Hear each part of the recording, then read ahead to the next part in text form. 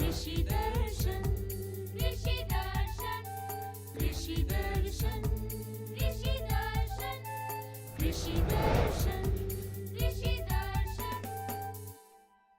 जोहार। कृषि दर्शन में आप सभी का बहुत बहुत स्वागत है। जोहार किसान मन, देखो हम मन का जतरू भाई और रुमकी। अब भौजी हाल समाचार बताओ। हाल समाचार सब बहुत अच्छा है और खास करके समाचार इसलिए भी अच्छा है क्योंकि जल्द ही पूजा शुरू होने वाला है, तो तैयारी जोर शोर से चल रही है। एकदम सही बात रो कहा थी। दुर्गा पूजा का शुरुआत हो चुकी है और देखो 25 तारीख से हमारे मन शुरुआती करब और कलश स्थापन 25 तारीख से है नहीं। और देखो किसान मन हमारे मन कार्यक्रम की अब शुरुआत कर चुकी है। आओ हमारे सबसे पहले देखिला कृषि समाचार। नमस्कार, कृषि समाचार में आपका स्वागत है। आपके साथ मैं हूं सपा गुलरेज। आइए देखते हैं आज कृषि समाचार में क्या है खास। मत्स्यजीवी सहयोग समितियों को अनुदान पर पिकअप वैन देने की है योजना। केंद्रीय राज्य मंत्री सुदर्शन भगत ने कहा, झारखंड में खाद्य प्रसंस्करण क्षेत्र में है काफी संभावनाएं। अंडा देने वाली मुर्गियों को चेचक और रानीखेत रोग से बचाने के लिए टीकाकरण है जरूरी। और अब समाचार विस्तार से। मत्स्य निदेशालय झारखंड सरकार द्वारा राज्य के सभी मत्स्यजीवी सहयोग समितियों और उनके सदस्यों को मछली और मत्स्य बीज ले जाने के लिए 4 पहिया पिकअप वैन देने की योजना चलाई जा रही है। इसके लिए चयनित लाभुक को वैन खरीदने के लिए अधिकतम 2 लाख रुपए या वैन के मूल्य का 50% विभाग द्वारा प्रोत्साहन राशि के रूप में प्रदान किया जाएगा। इस योजना से लाभ लेने के लिए वैसी मत्स्यजीवी सहयोग समितियां या उनके सदस्यों का चयन किया जाएगा जो रोजाना 200 किलो मछली की बिक्री करती हों या 50 लाख मत्स्य बीज का विपणन करती हों।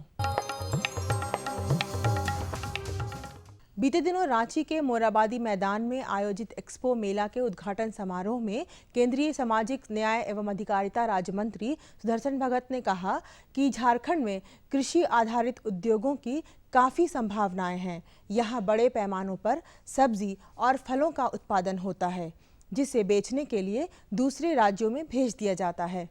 सब्जी और फल उत्पादों को ध्यान में रखकर राज्य में खाद्य प्रसंस्करण के क्षेत्र में व्यापक काम किया जा सकता है।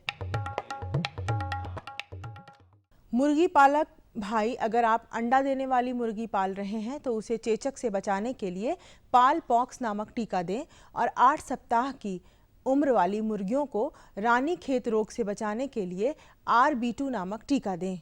अंडा देने वाली मुर्गियों को अगर कोई बीमारी होती है तो उसका असर मुर्गियों के अंडा देने की क्षमता पर पड़ती है। चेचक और रानीखेत रोग से इन मुर्गियों की जान भी जा सकती है। इससे बचाव का उपाय है टीकाकरण। अंडा देने वाली मुर्गियां जो भी किसान भाई रख रहे हैं तो उन्हें खास तौर से ये 3 टीका जो आपने पहले लगा दिया था, जो ब्रायलर में लगाते हैं, उसके बाद आप 4था टीका फाउल पॉक्स यानी मुर्गियों में चेचक का टीका, इसे सुई से देना है 0.2 ml प्रत्येक मुर्गियों को जांघ में दें। और उसी प्रकार से 8 सप्ताह के उम्र हो जाने पर आप रानीखेत का दूसरा टीका R2B दें। R2B बीमारी के लिए आप इसे देने के लिए टीका देने के लिए आप सुई से या वैक्सीनेटर आता है, अगर ज़्यादा मुर्गियां आपने रखा है तो वैक्सीनेटर से 0.5 ml प्रत्येक मुर्गियों को जांघ में दे दें। तो इससे आपकी मुर्गियां रानीखेत बीमारी से सुरक्षित रह सकती हैं। जो किसान चारा घास की खेती करना चाहते हैं और अभी तक नेपियर घास नहीं लगाए हैं, वो अविलंब बुआई कर दें। नेपियर घास के बेहतर उत्पादन के लिए किन उन्नत प्रभेदों का चयन करना चाहिए और कैसे इनकी खेती करना चाहिए, आइए इस संबंध में अपने कृषि विशेषज्ञ से जानते हैं। हमारे किसान भाई जो अगर चारा घास के लिए नेपियर की खेती करना चाहते हैं, उनके लिए बढ़िया है कि जो लोग लगा चुके हैं, अन्यथा जो लगाएंगे तो अविलंब लगाएं 130 दिनों के अंदर। और उसके लिए सबसे बढ़िया किस्म है CO3 और 4। और हम लोग जो लगाते हैं नेपियर की कटिंग लगाते समय एक चीज़ ध्यान देना होगा कि उस पर पानी का जमाव ना हो। इसके लिए अगर हम मेढ़नुमा बना लें और उस पर अगर लगाते हैं तो बढ़िया है, नहीं तो ढालू ज़मीन का हम लोग प्रयोग करें जहाँ पे पानी स्थिर ना हो। साथ ही साथ एक चीज़ ध्यान रखें, उसकी कटिंग में कम से कम 2 आँख हर एक कटिंग में होनी चाहिए और उसकी दूरी कम ना करें। 60 से 70 सेंटीमीटर रो से रो और पौधे से पौधे का दूरी कम से कम 30 सेंटीमीटर रखें। अन्यथा क्या होगा, इतनी ज़्यादा घना हो जाएगा कि उसमें रोग व्याधि ज़्यादा होगी और हमें कटिंग में भी उसमें दिक्कत आएगी। तो इसलिए किसान भाइयों, उसमें अच्छे किस्म का चुनाव और सही दूरी का चुनाव, और साथ ही साथ हर एक कटिंग के उपरांत उसमें 30 किलोग्राम नाइट्रोजन अवश्य डालें, जिससे कि आपकी उपज बढ़िया हो और हरी घास अच्छी मिलती रहे। राज्य के किसान छिड़काव विधि द्वारा विभिन्न फसलों की बुआई के लिए हस्तचालित खाद एवं बीज छिड़काव यंत्र का इस्तेमाल कर सकते हैं। इससे 1 घंटे में लगभग 1 हेक्टेयर खेत में बुआई का काम किया जा सकता है। आइए जानते हैं आज के लिए क्या है कृषि विशेषज्ञ की सलाह। समेकित कृषि प्रणाली जो भी किसान भाई अपना रहे हैं, किसान भाइयों को इससे रोजाना कुछ न कुछ आमदनी होती रहेगी। साथ में किसान भाई अगर कभी मौसम की खराबी के कारण उनकी फसल खराब हो जाती है, तब भी वो किसान भाई अच्छा मुनाफा खेत में अपने खेती द्वारा प्राप्त कर सकते हैं। और किसान भाइयों को इस समेकित कृषि प्रणाली में जो जितने तरह के उद्यम वो लिए हुए हैं, वो उद्यम एक दूसरे की मदद करेंगे, जिससे उनको जो लागत लग रही है उस लागत में धीमे धीमे कमी आएगी और किसान भाई कम लागत में ज़्यादा से ज़्यादा उत्पादन प्राप्त करके मुनाफा प्राप्त कर सके। आइए मिलते हैं कामयाब किसान काशी प्रसाद महतो से, जो धनबाद जिला के बलियापुर के रहने वाले हैं। मैं खेती किसानी का काम करता हूं और खेती से ही अपना सारा परिवार का भरण पोषण करता हूं। और खेती करके ही हम लोग पहले परंपरागत ढंग से जो खेती करते थे उसमें हमको विशेष लाभ नहीं, कभी कभी थोड़ा बहुत होता था, लेकिन तकनीकी से जब खेती करने लगे तो आज 2008 से हमको करीब करीब 8-10 लाख रुपया का इनकम हुआ। प्रत्येक साल कमों से कमों 60 से 70 हज़ार रुपया लाखों तक पहुंच जाते हैं। और इन लोग की कृपा से आज हम अपने घर में जो काड़ा बैल से खेती करते थे, आज हमने एक ट्रैक्टर भी खरीद लिया हूँ और ट्रैक्टर से अब इस बार हम अच्छी ढंग से और खेती किए हैं। और अब एक नज़र राज्य के 5 प्रमुख शहरों के मौसम के मिजाज पर। आज राज्य के 5 प्रमुख नगरों के अधिकतम और न्यूनतम तापमान कुछ इस प्रकार दर्ज किए गए। रांची का अधिकतम तापमान 29 डिग्री सेल्सियस और न्यूनतम 22 डिग्री सेल्सियस। जमशेदपुर का अधिकतम तापमान 32 डिग्री सेल्सियस और न्यूनतम 24 डिग्री सेल्सियस।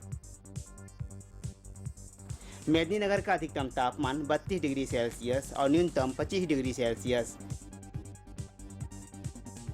देवघर का अधिकतम तापमान 35 डिग्री सेल्सियस और न्यूनतम 26 डिग्री सेल्सियस।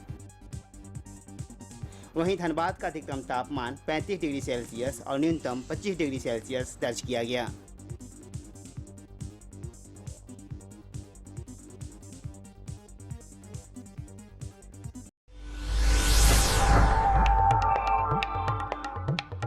और अब मंडी भाव में आई नजर डालते हैं अनाजों के भाव पर। आज कृषि उत्पाद बाजार समिति पंडा रांची में विभिन्न खाद्यान्नों के थोक भाव कुछ इस प्रकार दर्ज किए गए। चावल मोटा 2400 रुपये से 2500 रुपये, चावल मध्यम 2600 रुपये से 2700 रुपये, चावल उत्तम 3650 रुपये से 3900 रुपये, गेहूँ 1700 रुपये से 1800 रुपये, चना 3350 रुपये से 3550 रुपये, दाल अरहर 6200 रुपये से 6400 रुपये, दाल मसूर 5600 रुपये से 5800 रुपये, दाल चना 3600 रुपये से 3800 रुपये, सरसों तेल 8700 रुपये से 9300 रुपये, चीनी 3450 रुपये से 3550 रुपये, आलू 1500 रुपये से 1750 रुपये और प्याज 1700 रुपये से 1850 रुपये प्रति क्विंटल रहा। कृषि समाचार में आज इतना ही। अगले दिन अगले अंक में फिर मुलाकात होगी कुछ ताज़ा खबरों के साथ। तब तक के लिए दीजिए इजाजत। नमस्कार, जोहार। अभी आपने देखा कृषि समाचार, जिसके तहत हमने आपको दिलाई ढेर सारी जानकारी। मंडी का भाव कैसा रहेगा, मौसम का मिजाज कैसा रहेगा, ये सारी जानकारी हमने आपको दे दी। एकदम नगद बात। आगे कार्यक्रम के हमारे मन जारी रखा, वो उससे पहले एक छोटा सा विराम। ये लो और बताओ। बस। अरे ये क्या भैया जी, बस इतनी सी रासायनिक खाद? किसानी छोड़ रहे हो क्या? किसानी नहीं, नादानी छोड़ रहे हैं। मिट्टी की जांच कराई है। अब तो लाला जी जितनी जरूरत है उतने ही उर्वरक खेत में डालेंगे। हाँ, किसान भाई आज ही अपने जिले की नजदीकी भूमि परीक्षण प्रयोगशाला में मिट्टी की जांच जरूर करवाएं और मिट्टी में पोषक तत्व, नमी व पौधे के विकास को देखते हुए केवल जरूरत के अनुसार ही पोषक तत्व डालें। और हाँ, मिट्टी में गंधक, जस्ता, बोरोन जैसे सूक्ष्म पोषक तत्वों का पता लगाना भी न भूलें। उर्वरक और जैविक खाद के सही उपयोग से भूमि का उपजाऊपन बनाए रखें, उत्पादकता बढ़ाएं, खर्चा घटाएं और बहुमूल्य विदेशी मुद्रा बचाने में भी सहयोग दें। और हाँ, धीमी गति से नाइट्रोजन उपलब्ध कराने वाले उर्वरकों जैसे नीम लेपित यूरिया को प्राथमिकता दें और यूरिया का पत्तों पर छिड़काव करें। अरे वाह, तू तो सचमुच समझदार हो गया रे। अधिक जानकारी के लिए संपर्क करें जिला कृषि अधिकारी या किसान कॉल सेंटर। खुशबू की फुहार में, स्वाद की बहार में, तरक्की की तानों में, खिलती मुस्कानों में, हरे भरे पौधों में, बड़े बड़े सौदों में, मधुर भिनभिनाहट में, खुशियों की आहट में। NHM बागवानी मिशन, हमारी चाहत, आपकी मुस्कुराहट। के बाद एक बार फिर से आप सभी का स्वागत है। और देखो भौजी, अब हमारे मन की जानकारी देवे के चाहे। बिल्कुल, जो आज हम आपके लिए जानकारी लेकर आए हैं वो है सब्जी फसलों के विषय में। तो सब्जी फसल में देखो बहुत तरह का रोग लग जाएगा और जेकर से हमारे मन के बहुत तरह का नुकसान हो। जी हाँ। तो भाई एकर जानकारी हमारे मन के होना जरूरी है कि रोग कैसन है और उकर निदान कैसे होगी। बिल्कुल, और निदान के लिए हमें सीधे चलना होगा डॉक्टर साहब के पास। और देखो डॉक्टर साहब हैं डॉक्टर जयपाल सिंह चौधरी। हमेशा की तरह आज भी कुछ खास विषयों पे हम चर्चा करेंगे। चर्चा का विषय लेके आए हैं कि सब्जी फसल में जो कीट लगते हैं उनके निदान। और बिल्कुल ये खास जानकारी आपके बीच देने के लिए हमारे पास है डॉक्टर जयपाल सिंह चौधरी। सर बताएं कि हमारी जो सब्जी फसल है उनमें कौन कौन सी कीट लग जाते हैं और उनके लक्षण क्या हैं और अभी किन किन सब्जियों के बारे में हम चर्चा करने वाले हैं। देखिए, अभी बहुत सारी सब्जियां किसान यहाँ पे झारखंड में बुआई कर रहे हैं, लेकिन मेरे जो अभी जितनी मुख्य है जो अभी सर्वे करते हैं उसमें देखा है कि मुख्यतः किसान टमाटर और बैंगन की जो उसमें कीट लगते हैं उससे परेशान हैं।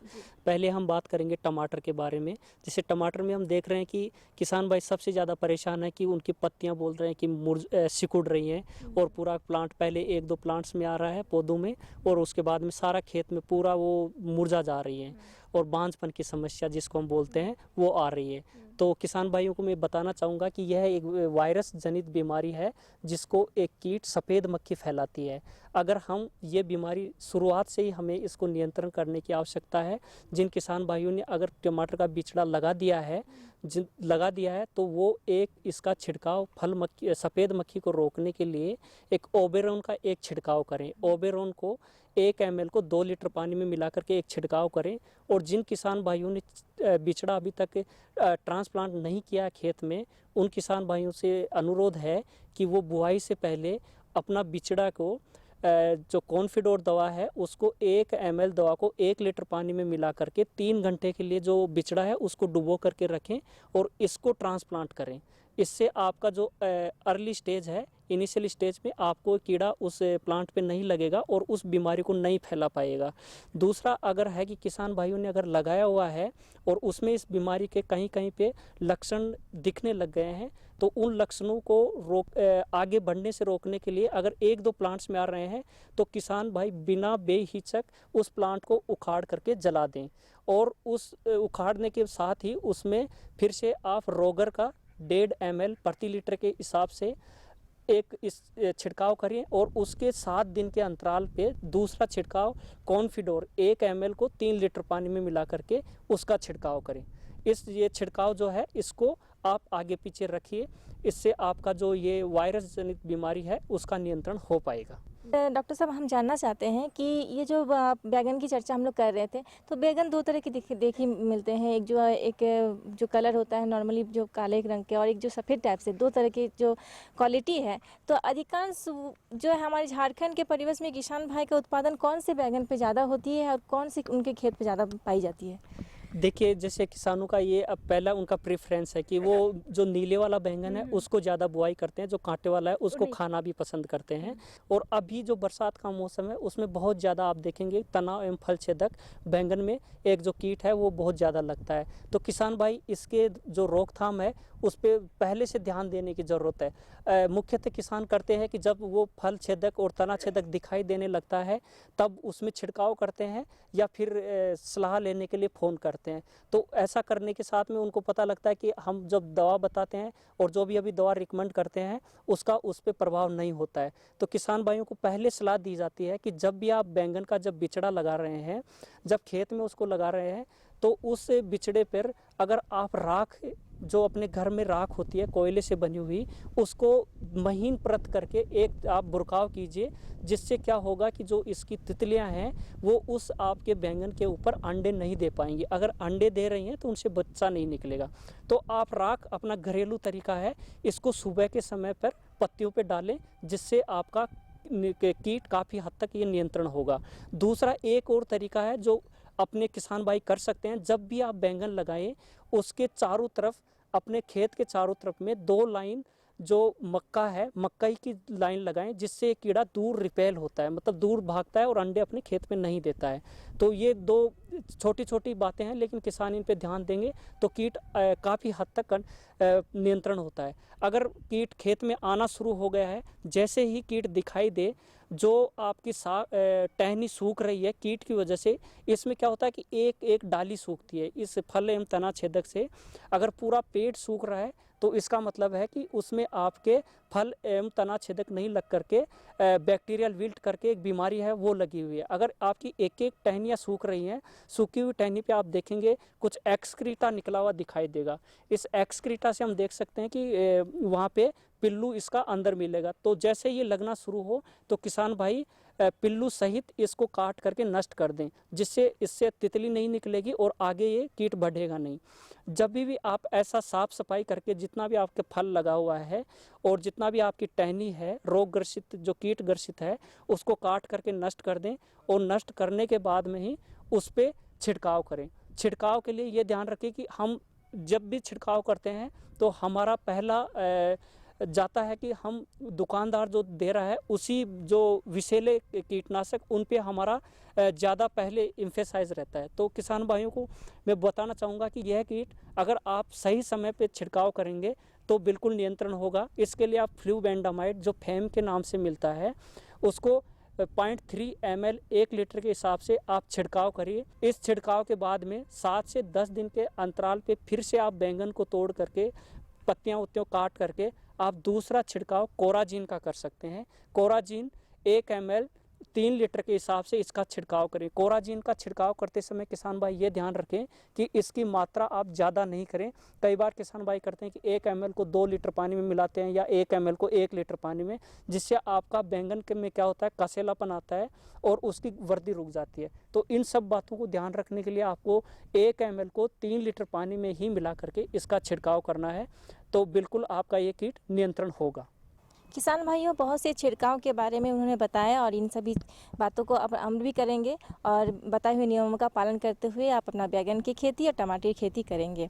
और डॉक्टर साहब का बहुत बहुत धन्यवाद इतनी सारी जानकारियों के लिए।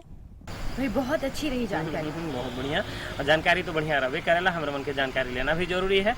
अब दोसर जानकारी हमरे मन जरूर दिवाब, लेकिन एक छोटा सा संदेश करवा बिल्कुल।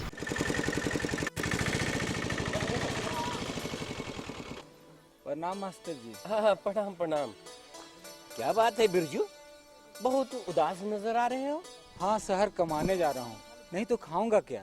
मगर तुम्हारे पास तो काफी जमीन है। मगर सब बेकार मास्टर जी। बरसात में भगवान भरोसे थोड़ा बहुत खेती हो जाता है, बाकी दिन तो खेत पड़ते ही रहता है ना, और खेतों को तो भरपूर पानी चाहिए। अरे बिरजू, पानी खेतों को नहीं फसलों को चाहिए। मतलब ये कि सूक्ष्म सिंचाई विधि अपनाकर यदि सिंचाई की जाए तो 30 से 50% पानी की बचत की जा सकती है। सूक्ष्म सिंचाई पद्धति ये क्या है? सूक्ष्म सिंचाई पद्धति यानी टपक विधि या स्प्रिंगवेल सिस्टम। मगर देखो बिरजू, अगर मगर कुछ नहीं, किसानों के लिए सरकार के द्वारा अनुदान और बैंक ऋण की सुविधा भी उपलब्ध कराई जा रही है। सच? सच, 100% सच। और खुशियों की गारंटी। संदेश भी बढ़िया रहे। बिल्कुल, संदेश काफी बढ़िया रहा, क्योंकि जल ही जीवन है ये हम सभी जानते हैं, लेकिन उसे हम किस तरह से बचा सकते हैं, ये जानकारी हम आपको बीच बीच में देते रहते हैं। एकदम और देखो दूसर जानकारी भी हमरे मन कर बहुत बढ़िया है। धान फसिल हमरे मन उत्पादन करत ही तो कैसे कर कटाई हमरे मन करब, कैसे कर भंडारण करब, कैसे वैज्ञानिक विधि। जी हाँ, तो चलिए और ज्यादा इनसे नहीं जानते, सीधे चलते विशेषज्ञ के पास। आओ हमरे मन विशेषज्ञ से जुड़ा थी डॉक्टर परवेज आलम जी। आज हम आए हुए हैं बिरसा विश्वविद्यालय में और जानेंगे कि धान फसल की वैज्ञानिक तरीके से कटाई और भंडारण कैसे हो। इस बारे में विस्तृत जानकारी देने के लिए हमारे साथ यहाँ के ही डॉक्टर परवेज आलम मौजूद हैं। तो डॉक्टर साहब, हमारे देश में मतलब देश में और राज्य में जानना चाहें तो सबसे ज़्यादा धान की खेती होती है, प्रमुख फसल है। और धान की खेती के लिए जो वैज्ञानिक तरीके अपनाए जाते हैं उसमें कटाई और भंडारण विशेष रूप से महत्वपूर्ण है। तो सबसे पहले हम जानना चाहेंगे कि हमारे किसान भाई जो धान लगाए हुए हैं वो कटाई से पूर्व क्या क्या वैज्ञानिक तरीके से ध्यान। क्योंकि ऐसा देखा गया है कि किसान भाई अगर थोड़े से असावधान हो जाते हैं, अगर सावधानी नहीं बरतते हैं, तो जब कटाई करने से भंडारण के बीच में उनका कम से कम 20% अनाज जो है वो बर्बाद हो जाता है, वो नहीं बेकार हो जाता है। यानी अगर आप थोड़ा सा सावधानी बरतें तो आपको जितनी भी पैदावार आपकी हुई है उसमें आपका ऐसे ही 20% बढ़ोतरी हो जाएगा। जैसे मान लीजिए कि उन्होंने ठीक से इंतज़ार नहीं किया कि फसल हमारी पकी है कि नहीं पकी है, उन्होंने ठीक से उसको दौनी का मिसाई करने का जो है उन्होंने ठीक से नहीं किया, यानी हो सकता है कि बहुत से दाने उन्होंने छोड़ दिए पुआल में ही, है ना। तो अगर इन सब को मिला करके देखा जाए तो ऐसा देखा गया है, ऐसा आकलन किया गया है कि थोड़ी थोड़ी असावधानी के चलते करीब 20% धान जो किसान को और मिल सकता था वो नहीं मिलता है।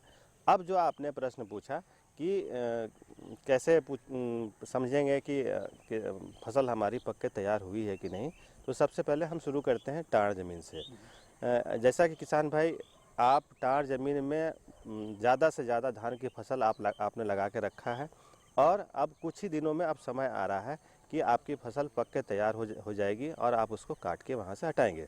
इसमें सबसे बड़ा महत्वपूर्ण प्रश्न यह है कि आपको कैसे समझना चाहिए कि मेरी धान की फसल पक के तैयार हो गई है। तो जो हम लोग कहते हैं कि धान का कलर जो है वो गोल्डन येलो हो जाता है, यानी सोने के रंग का हो जाता है, तो हम कहते हैं कि पक के तैयार हो गई है। और अक्सर किसान इसमें उसको काट भी लेते हैं। लेकिन थोड़ा सा इसमें वैज्ञानिक तथ्य ये छुपा हुआ है कि आप काटने से पहले धान को एक आध दाने को लेकर के दांत के बीच में दबा के देखें। अगर ये पच करता है, मतलब कि अगर पूरा सख्त नहीं हुआ है, इसका मतलब है कि अभी आपका धान फसल जो है वो कटाई के लिए तैयार नहीं हुआ है। यानी अभी आपको कुछ दिन और खेत में छोड़ना है और उसको बार बार चेक करते रहना है अपने दांतों के बीच में एक एक दाने को दबा करके, कि जिस दिन वो सख्त हो जाए, यानी दबाने के बाद आपको कट की ध्वनि सुनाई पड़े, तो आप समझ लीजिए कि आपका धान जो है अब पक के तैयार हो गया है और आप वहाँ से कटाई कर सकते हैं। अब सवाल आता है कि सबसे ज़्यादा टाण पे हमारे धान लगते हैं, तो वैसे में हमारे किसान भाई जब पक जाते हैं तो उनकी बालियाँ को तोड़ लेते हैं और उनके जो पुआल को हैं जला देते हैं। अक्सर यह देखा गया है। तो ऐसे में हमारे किसान भाई क्या करेंगे? बालियाँ लाने के बाद क्या पुआल को जलाना उचित है? किसान भाई क्या करते हैं कि समय अभाव में वो ऊपर से बालियाँ तोड़ते चले जाते हैं और जो पुआल बच जाता है उसको खेतों में जला देते हैं। ये बहुत ही गलत प्रैक्टिस है, ये बहुत ही गलत कृषि कार्य है। ऐसा किसान भाई को बिल्कुल नहीं करना चाहिए, क्योंकि देखिए इसमें दो चीज़ का नुकसान होता है। एक, जब बालियाँ आप तोड़ते हैं तो एक आप निश्चित ऊंचाई से आप बालियाँ तोड़ते हैं। अगर जो धान की फसल थोड़ी छोटी रह गई है वो बालियाँ वहीं पर छूट जाती है और आप आगे बढ़ते चले जाते हैं। तो यानी कि जितनी बालियाँ आपके खेत में है, जिनको जितना सबको तोड़ना था वो आप नहीं तोड़ पाए और आपका वहाँ पर नुकसान हुआ। दूसरा, जो पुआल आप जला देते हैं, अगर ये पुआल नहीं जलाते हैं तो ये आपके मवेशियों के काम आता है। पुआल को बेच करके आप उससे पैसा कमा सकते हैं, लेकिन अगर आपने पुआल को जला दिया तो आपको वो किसी काम का नहीं है। पुआल जलाने के क्रम में क्या होता है कि खेत में बहुत सारे, ठीक है ये सच है कि पुआल जलाने के साथ साथ खेतों में खरपतवार भी जो होते हैं वो भी जल के राख हो जाते हैं। लेकिन इसका दूसरा पहलू, हानिकारक पहलू ये है कि खेतों में ऐसा नहीं है कि सब आपका नुकसानदेह करने वाला चीज़ है। वहाँ पे बहुत सारे बेनिफिशियल जो आपके मदद के लिए होते हैं, कीड़े हैं, मकोड़े हैं, जो आपको मदद पहुँचाते हैं डायरेक्ट या इनडायरेक्ट वे में, उनको भी आप क्षति पहुँचाते हैं। क्योंकि जब आप बर्निंग करेंगे, जब आप जलाएँगे तो वो जितने भी तरह के कीड़े हैं, या तो आपके दुश्मन कीड़े हैं या आपके मित्र कीट हैं, वो सबको जला के राख कर देते हैं। और इससे आपकी उर्वरक क्षमता जो है मिट्टी की, वो धीरे धीरे घटना शुरू हो जाती है। जब किसान भाई खेत में जब उनको लगता है कि हमारी फसल पक के तैयार हो गई है और कटाई का समय आ गया है, तो वो क्या करना चाहिए कि खेतों में देख लें कि पानी जो है लगा हुआ तो नहीं है। अगर पानी लगा हुआ है तो कटाई करने से पूर्व पानी को काट के खेत से निकाल दें, और जो पुआल है उसको ज़मीन से 4 इंच छोड़ करके पूरा पुआल सहित फसल को वहाँ से काट करके हटा लें, है ना। तो ये कटाई का वहाँ पर वैज्ञानिक तरीका होता है कि आप पानी को वहाँ से निकासी का प्रबंध कर लें, उसके बाद ज़मीन से 4 इंच छोड़ करके पूरी फसल को वहाँ से काट के हटा लें। अब ये भी देखा गया है कि जब किसान भाई क्या करते हैं कि फसल काट करके खेतों में ही 3 दिन 4 दिन छोड़ देते हैं, है ना। उस 3 दिन 4 दिन छोड़ने के बाद तब वहाँ से उसको अपने जहाँ पर उनको दौनी करना रहता है वहाँ पे ले जाते हैं। तो ये भी गलत है, क्योंकि किसान भाई अगर वहाँ पे छोड़ेंगे तो वो ज़मीन में नमी के संपर्क में उनका ग्रेन आएगा, और ये नमी जो है उनको उस ग्रेन की क्वालिटी को ख़राब करेगा और बहुत ही नुकसान पहुँचाएगा। अब जब 3 दिन 4 दिन के बाद जब आप वहाँ से धान उठाते हैं तो धान क्या होता है कि झड़ झड़ के वहाँ से गिरना प्रारंभ हो जाता है। यानी आपने जो मैंने कहा था 20% वाली बात, यानी आपने उसमें से कुछ प्रतिशत तो आपने खेत में ही गिरा दिया, जो कि आपको अगर आप सेम डे अगर काट के ले जाते तो ये नहीं होता। अब है कि फसल जब कट गई है हमारी, दौनी के लिए तैयार है, तो दौनी करते समय कुछ होते हैं कि मतलब पशुओं से करवाते हैं और कुछ है कि केवाड़ी वाड़ी पे पीट के करते हैं। अब हमारे किसान भाई वैज्ञानिक तरीका क्या अपनाएं जिससे कम से कम उनके अनाजों को नुकसान पहुँचे? देखिए, ये हमारे झारखंड के किसान भाई बहुत ज़्यादा अमीर नहीं हैं, तो जो उनका जो पुराना तरीका चला आ रहा है कि जानवरों को बिछा देते हैं, उसके ऊपर जानवर को घुमाते हैं, इससे भी आप दौनी कर सकते हैं। यहाँ पे ये समस्या नहीं है कि आप दौनी किससे करें, आप पटक के भी कर सकते हैं। लेकिन अगर आप दौनी करने वाला जो यंत्र है उसको अगर वो उपलब्ध हो जाता है तो उससे न सिर्फ आपके समय की बचत है, बल्कि आपका जो दौनी का जो में दाना जो छटक के इधर उधर जाता है वो भी बच जाता है। अगर संभव हो सके तो दौनी करने वाली जो मशीन है, जो कि बिजली से भी चलती है, ट्रैक्टर से भी चलती है और पैर से भी चलती है।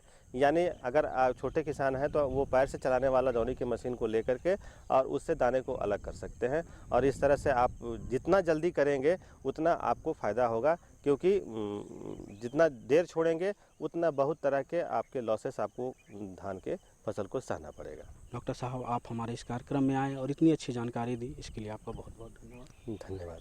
उम्मीद करते हैं कि आज की जितनी भी सारी जानकारी हमने आपको दी वो आपको काफी फायदा पहुंचाएगी। एकदम। और फायदा कैसे नहीं पहुंचाए भाई, मन तो हमारे मन के जानकारी लिख भेजे ना, लेकिन ऊपर से कोई तो पता तो बता दो। तो जल्दी से लिख लीजिए हमारा पता है कार्यक्रम कृषि दर्शन, कृषि प्रकोष्ठ द्वारा केंद्र निदेशक, दूरदर्शन केंद्र, रातू रोड, रांची। पिन संख्या 834001। तो आपके खतों का रहता है हमें बेसब्री से इंतजार। आप हमें खत लिखिए और उसके समाधान यानी आपकी कोई परेशानी हो तो उसका समाधान हम जल्दी से खोज निकालेंगे। अब हमारे मन के चले चाहिए। जी हाँ, आज के लिए इतना ही। हम दोनों को दीजिए इजाजत। जोहार।